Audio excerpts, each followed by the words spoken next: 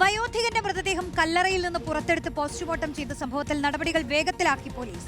രാസപരിശോധനാ ഫലം വേഗത്തിൽ കിട്ടാൻ ചെങ്ങന്നൂർ പോലീസ് കെമിക്കൽ എക്സാമിനേഴ്സ് ലാബിന് കത്ത് നൽകി. 74-കാരനായ യേശുദാസിനെ സഹോദരൻ ഗബ്രിയേൽ കൊലപ്പെടുത്തിയെന്ന മരുമകളുടെ ആരോപണത്തെ തുടർന്നാണ് മൃതദേഹം പോസ്റ്റ്മോർട്ടം ചെയ്തത്. മനീഷ് മഹിബാൽ ചേരുന്നു. മനീഷ്, ഇതിലെങ്ങനെയാണ് ഇപ്പോൾ പോലീസിന്റെ നടപടികൾ?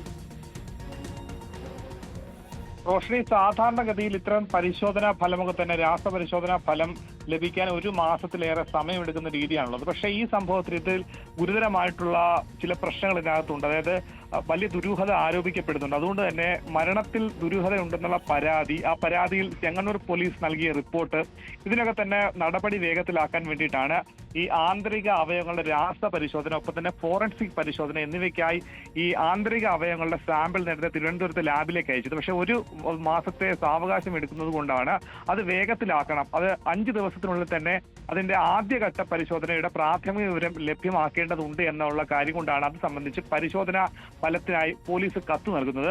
നേരത്തെ തന്നെ ഈ വിഷയത്തിൽ, അതായത് കഴിഞ്ഞ മാസം 20-ാം തീയതിയാണ് ഈ 74-കാരനായ യേശുദാസ് മരിക്കുന്നതും പിന്നെ 24-ാം തീയതി ശവമടക്കമുള്ള കാര്യങ്ങൾ നടക്കുന്നു. കഴിഞ്ഞ ഈ മാസം 16-ാം തീയതിയാണ് കല്ലറയിൽ നിന്നും പുറത്തെടുത്ത് ഈ മൃതദേഹം വീണ്ടും പോസ്റ്റ്മോർട്ടം ചെയ്തത്.